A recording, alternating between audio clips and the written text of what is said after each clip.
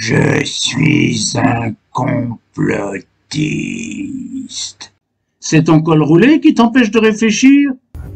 Et vous devez avoir la volonté de combattre les opinions extrémistes ou dangereuses sur Internet. La France et l'Europe viennent de vivre un événement effroyable. Nous devons tous prendre nos responsabilités, moi le premier. Depuis des années, tout mon gouvernement s'est mobilisé pour la croissance et l'attractivité. Mais à quoi bon être compétitif dans une France devenue inhabitable?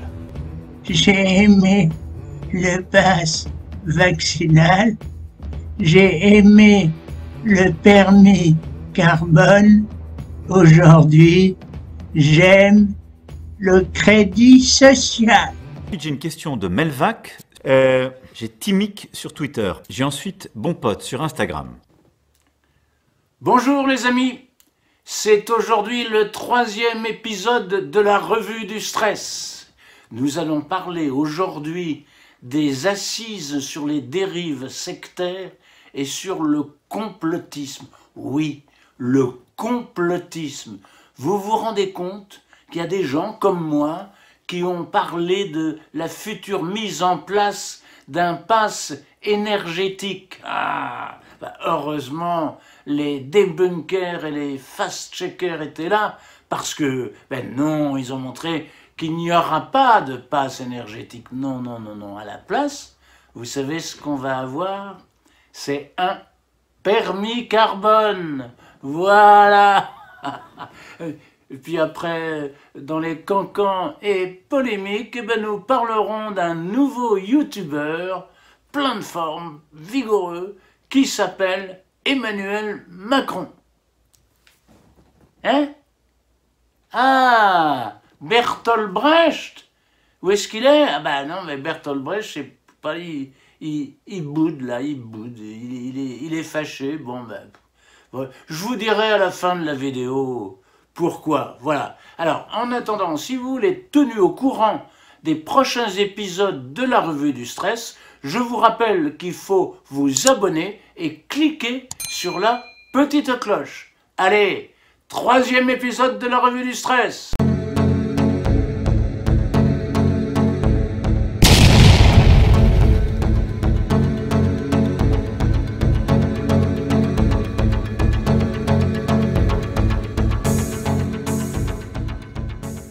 Bon, avant d'aborder les problèmes de fond, je vous propose que nous fassions d'abord un petit tour de l'actualité.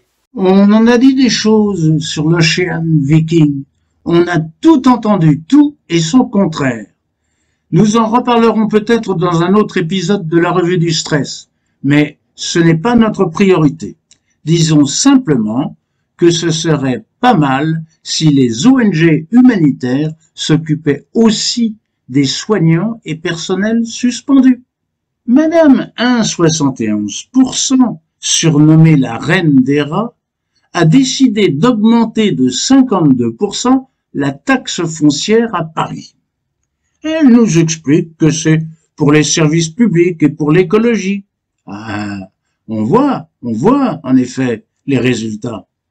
En tout cas, cela permettra de financer les 100 000 € de subventions à SOS Méditerranée, mais pas à nos soignants suspendus. Alors, il y a eu la COP27. Nous en reparlerons dans un prochain épisode de la revue du stress, ainsi que de l'avenir d'EDF, avec la grosse arnaque qui se prépare. La presse n'arrête pas de parler d'une éventuelle dissolution. Je crois pas que ce serait une très bonne idée de la part de notre grand timonier. Et Bruno, notre bon Bruno, il lui faut combien de temps pour comprendre les causes de l'inflation? Alors Bruno, tu te réveilles? C'est ton col roulé qui t'empêche de réfléchir? Pas de profiteur dans l'alimentaire? Ah bon? Il faudra demander son avis à Franprix, par exemple. Alors, vous savez, il y a un missile de fabrication russe qui est tombé en Pologne et qui a tué 2 personnes. Alors, c'est les Russes qui ont tiré ou bien les Ukrainiens? Zelensky dit « Ce sont les Russes ». On était à 2 doigts de la Troisième Guerre mondiale, article 5 de l'OTAN et tout ça. Ouf, ouf, on a eu bien peur, hein. Eh non, alors finalement, c'était un missile ukrainien, un accident malheureux. Ah oui, oui, on veut faire la guerre à la Russie par Ukrainiens interposés, mais il faut pas exagérer, hein. C'est aux Ukrainiens de mourir, pas à nous. T'as compris, Vladimir? Vladimir. Non, non, non, ce sont les Russes, gna gna gna. Ferme ta gueule, Vladimir. Et pendant ce temps, nos magnifiques soldats en Roumanie crèvent de faim et de froid, comme le révèle Mediapart.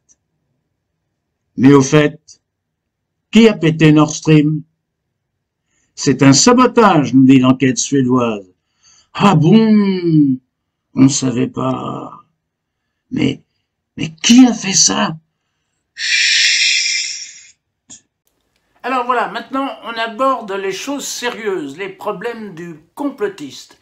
Eh bien, figurez-vous que je suis un vilain complotiste. Oui, oui, oui. Dans une vidéo précédente, j'avais parlé de la société du QR code. Ouh, que c'est complotiste, que c'est obscurantiste, voilà. Et dans le premier épisode de la revue du stress, eh bien, figurez-vous que je disais qu'il y allait bientôt y avoir un pass énergétique. Ouh, le vilain, le vilain. Vous avez aimé le pass sanitaire, vous avez aimé le pass vaccinal, vous allez maintenant aimer le pass énergétique. Oh là là, mais que c'est ridicule. Oh là là, complotisme, complotisme. Je suis un complotiste. Heureusement, le gouvernement va organiser des assises sur les dérives sectaires et sur quoi? Sur le complotisme. Je suis un complotiste. Oui, c'est une proposition de Sonia Backès. Sonia Backès, vous savez pas qui c'est? En fait, moi non plus. Avant, je ne savais pas qui c'est, parce que Sonia Backès, c'est une secrétaire d'État du gouvernement, voilà. Et bien, vous savez, en général, nous, on ne connaît pas tellement les secrétaires d'État. Déjà qu'on connaît pas du tout, presque pas les ministres, à part quelques-uns comme Bruno Le Maire, etc. Mais en général, on n'est pas au courant des ministres et secrétaires d'État de la Macronie. Enfin bref, donc, Sonia Backès, Sonia, elle est secrétaire d'État chargée de la citoyenneté. Je ne sais pas si vous vous rendez compte, mais la citoyenneté, quand même, c'est une très grande responsabilité. Alors, il se trouve qu'elle a, malheureusement pour elle, des parents qui sont scientologues, voilà, des sectaires. Alors, elle a pris conscience de ce problème et elle est en fait une grande spécialiste des dérives sectaires. Mais elle est aussi devenue une spécialiste du complotisme. Je suis un complotiste. Alors, voyons un petit peu ce que dit le Nouvel Obs. Je lis. Antivax, escroc de développement personnel. Année record pour les signalements de dérives sectaires. Les antivax, c'est du complotisme, les antivax. Alors, voyons ce que dit Boulevard Voltaire. Ah, attention, Boulevard Voltaire. Hein. Ah non, non, non. Ça, c'est l'extrême droite, c'est la fachosphère. Ouh, que c'est vilain. Ouh, c'est vilain. Ah, va, on va lire quand même. Complotisme. Bientôt un numéro vert pour dénoncer ses collègues et ses voisins. Et Marcel? Qu'est-ce que tu dis, Marcel? Bon, alors je te lis, Marcel. Le mélange des genres entre secte et complot fera bien l'affaire. Amalgamer les raéliens, les terroristes et ceux qui sont contre la vaccination Covid obligatoire ou conteste les études sur la transmission du virus grâce au vaccin, eh ben cela permet de faire taire toute contestation. Tu serais pas un peu complotiste, Marcel, quand même, hein? Je te trouve un petit peu complotiste. Bon, mais enfin, vous savez, les amis, c'est pas ça le pire. Le pire, c'est François. François, autrefois, c'était un journal. Aujourd'hui, c'est devenu un torchon. C'est un nid de complotistes. Voilà ce que c'est. Enfin, je vous le lis quand même. Alors, le titre. Feuilleton des incohérences, épisode 6.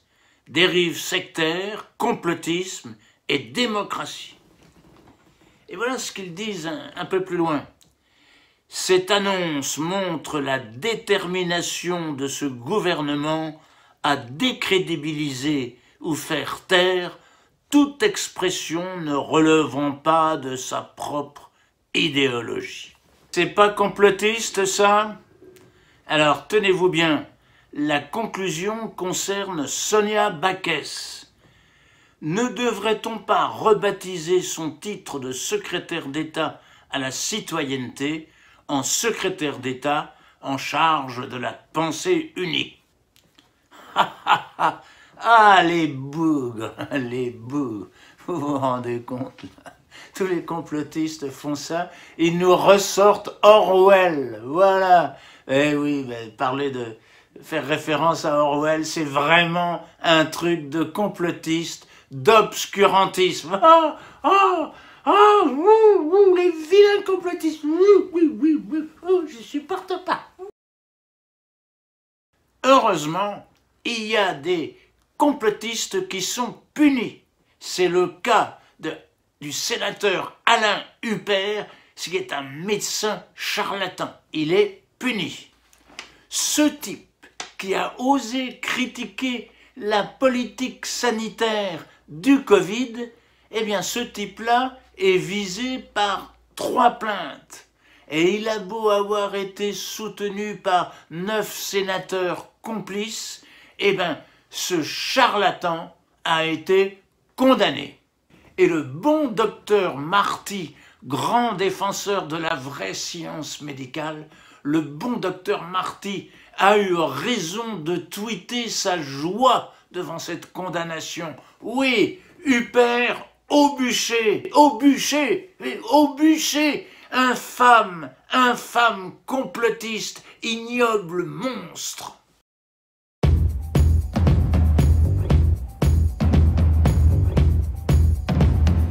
Ce qui est très intéressant avec ces assises sur les dérives sectaires et le complotisme, qui sont concomitantes à la sortie du nouveau rapport de la Miviludes 2022 sur l'année 2021, donc la Miviludes, qui est cet organisme d'État chargé de repérer les dérives sectaires. C'est très intéressant, on va en parler un petit peu plus après.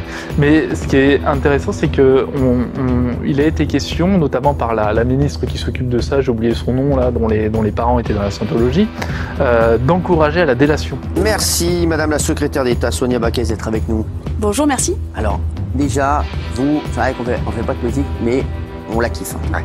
Elle a l'air sympathique. Je trouve que vous faites l'amalgame de tout. On a montré un exemple d'un charlatan, caricatural, mais vous avez l'air de mettre tous les naturopathes ou toutes les médecines parallèles dans le même panier.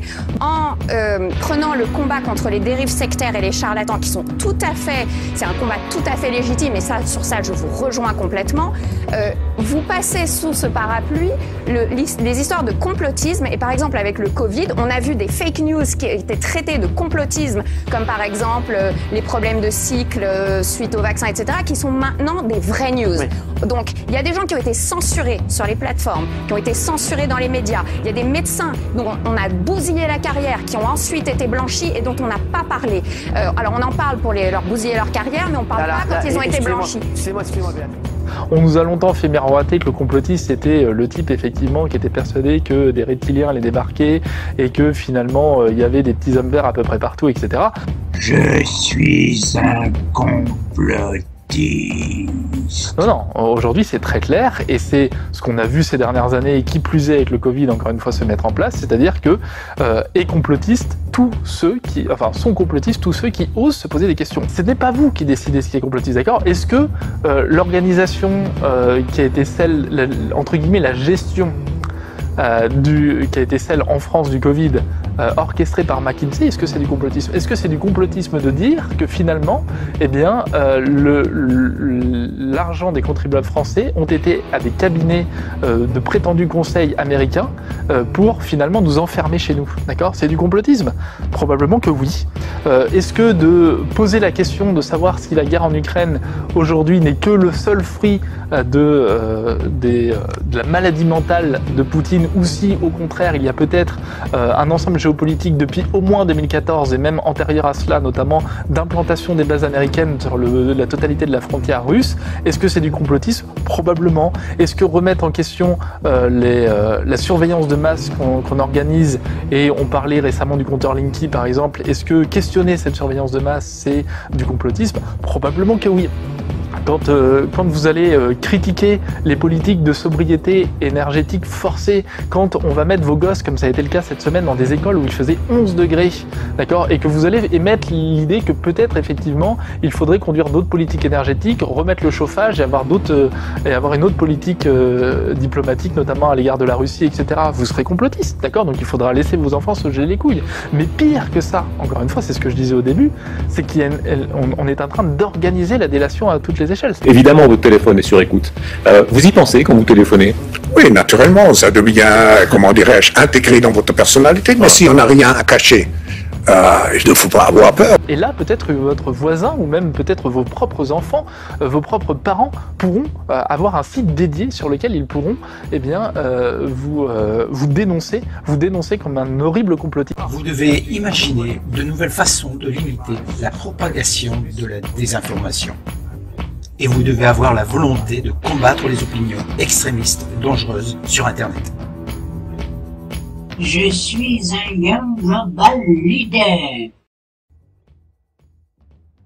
Eh oui les amis, je suis un complotiste, puisque j'ai parlé de passe énergétique. Je suis un complotiste. Je suis un complotiste.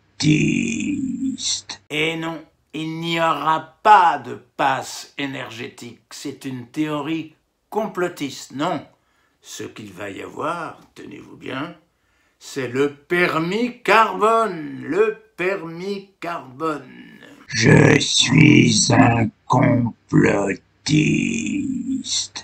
Le permis carbone, c'est peut-être aussi complotiste, hein, mais quand même, hein, c'est du complotisme, mais là on en parle sérieusement. On parle sérieusement du permis carbone.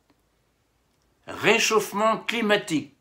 Le permis carbone, une solution pour limiter nos émissions de CO2. En fait, c'est BFM TV qui a lancé cette idée à travers un documentaire de science-fiction futuriste. Voilà, alors on pourrait penser que c'est complotiste, mais en fait là, non, parce que comme c'est BFM TV, c'est pas complotiste, voilà. Moins d'avions, moins de viande, ce que vous pouvez faire pour réduire votre empreinte carbone. En fait, c'est un documentaire futuriste qui situe les gens en 2050, à cette époque-là, cette époque future, depuis déjà un certain temps, a été mis en place un permis carbone. Oui, un permis carbone. Eh bien, les gens, ils sont très contents de ce permis carbone. Et puis, à ce moment-là, vous voyez, il y a plus de voitures thermiques, quasiment plus de voitures thermiques. Alors les riches, ils ont des voitures électriques, hein, puis les pauvres, les gueux, ils marchent à pied, hein, ou ils roulent en trottinette. Alors, on mange plus de viande? Non, on mange plus de viande parce que, vous savez, les vaches, quand elles pètent, elles émettent du CO2, voilà. Alors, écoutez les amis, vous n'avez plus rien, mais vous êtes heureux. Voilà. Et ben voilà. Une théorie du complot qui, en fait, s'avère réalisée. Ça me rappelle une vidéo que j'avais faite à propos du QR code. Vous avez aimé le pass sanitaire, vous avez aimé le pass vaccinal, vous allez maintenant aimer le pass énergétique. Vous écoutez RMC. Bonjour, nous sommes le 15 septembre 2024. À la une de l'actualité, une image à peine croyable. Au pied de Notre-Dame de Paris, on peut traverser la Seine à pied. Les touristes sont stupéfaits. Fait exceptionnel, à certains endroits, le niveau du fleuve n'atteignait plus que 20 cm. Les barrages réservoirs en amont, censés garantir le niveau de la Seine, ont été réquisitionnés pour sauver les cultures. Le bilan humain est effroyable. 100 000 morts en France. En Europe, 1 million de morts. Le choc est énorme. Le Conseil européen se réunit en urgence. Le 24 septembre 2024, Emmanuel Macron, alors président de la France, s'exprime pour un discours devenu historique. La France et l'Europe viennent de vivre un événement effroyable. Nous devons tous prendre nos responsabilités, moi le premier. Depuis des années, tout mon gouvernement s'est mobilisé pour la croissance et l'attractivité. Mais à quoi bon être compétitif dans une France devenue inhabitable? Nous devons radicalement changer notre modèle de société. C'est pourquoi, avec nos partenaires européens, nous avons voté des mesures difficiles, douloureuses, mais vitales. Toutes les mesures prévues sont amplifiées. Les ventes de voitures thermiques sont interdites à partir de 2025 au lieu de 2035.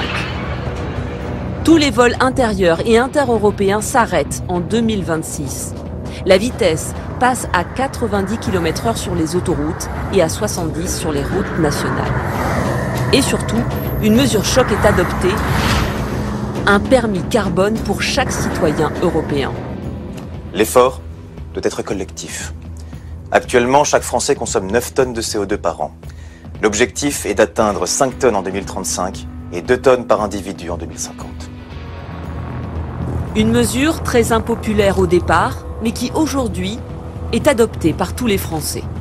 Achille Chevalier, on va revenir avec vous sur ce permis carbone qui a joué un rôle très important pour atteindre la neutralité carbone. Et effectivement, cette carte fait partie de notre quotidien, mais en fait, l'idée remonte au siècle dernier. Les premiers à y avoir pensé, ce sont des économistes anglais, c'était dans les années 90, et puis en 2019, une start-up suédoise avait imaginé une carte de crédit qui calculait l'empreinte carbone de chaque achat et informait le consommateur. La France s'est inspirée de ce modèle. Alors on y est allé progressivement.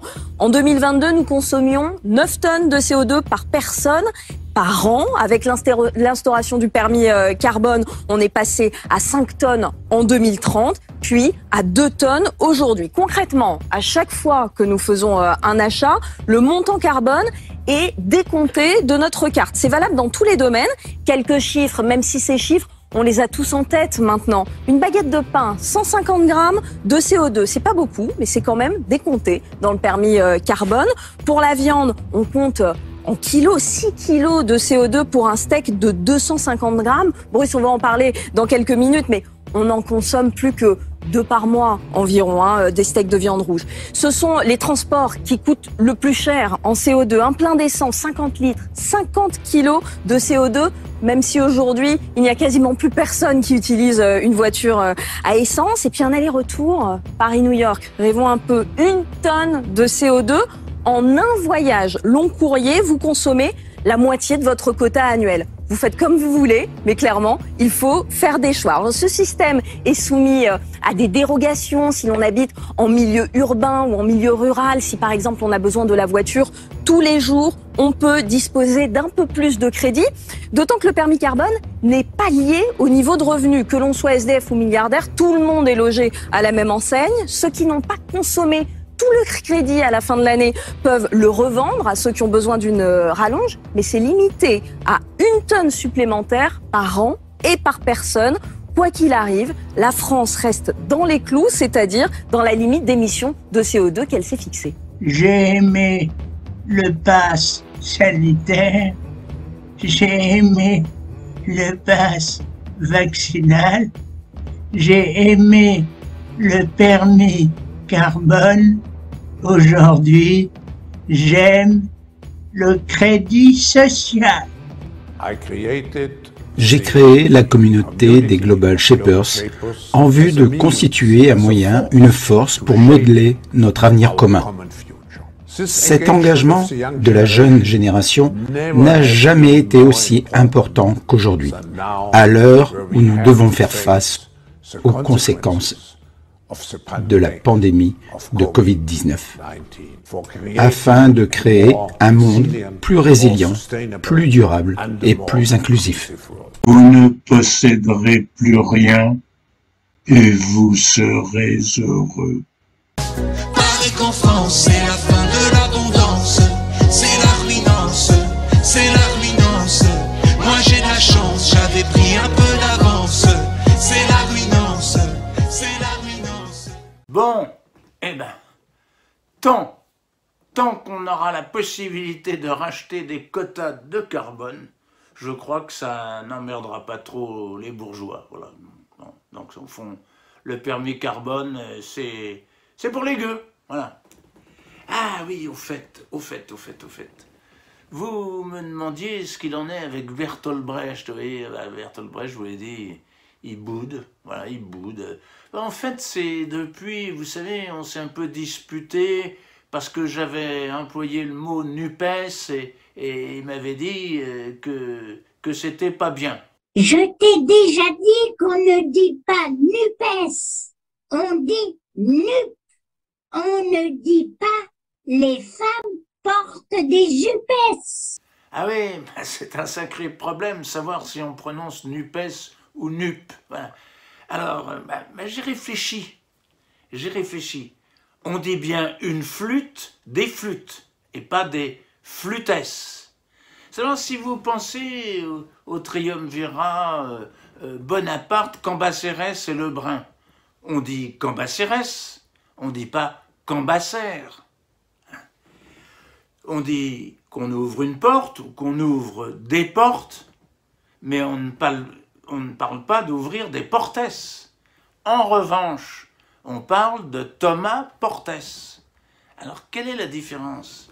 La différence, c'est qu'on ne prononce pas le S quand il s'agit d'un nom commun se terminant par E, mais qu'on met au pluriel. En revanche, lorsqu'il s'agit d'un nom propre, on prononce S. Voilà, alors j'ai dit ça à Bertolt Brecht et il n'était pas content, il m'a dit que non, l'Académie française avait dit non, etc. Il m'a dit, écoute, non, je ne participerai plus à cette série, la revue du stress. Non, je lui ai dit, écoute, Bertolt Brecht, sois pas grincheux, quoi, allez, participe un peu, on a négocié, il m'a dit, je participerai de temps en temps, mais quand je voudrais, voilà. Bon, sur ces mots, il est temps maintenant de passer à la séquence Cancan et polémique. Allez, Cancan et polémique.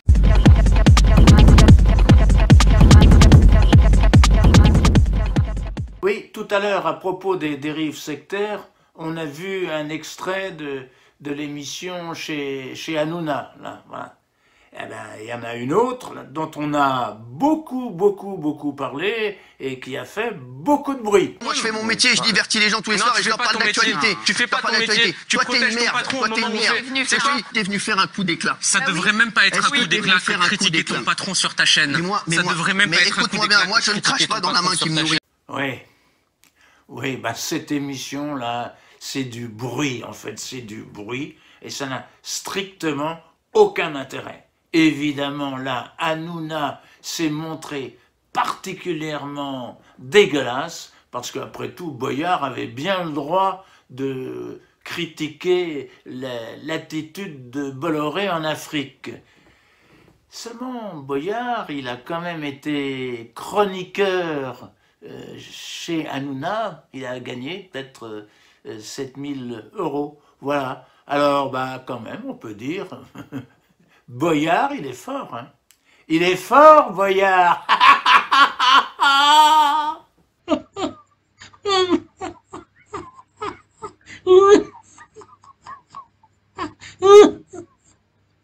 Ah, les amis, j'ai le plaisir de vous annoncer qu'il y a une nouvelle chaîne YouTube qui va faire un tabac. Voilà, c'est une petite chaîne d'un jeune YouTuber.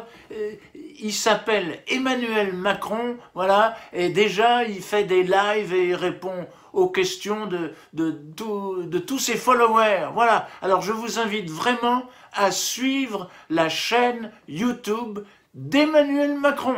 Alors la première question, c'est celle de Marie-Ange. Alors j'ai Guillaume TC sur Twitter.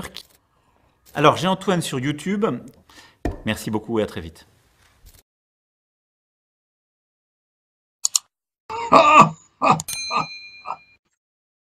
Et ben voilà, la vidéo est terminée.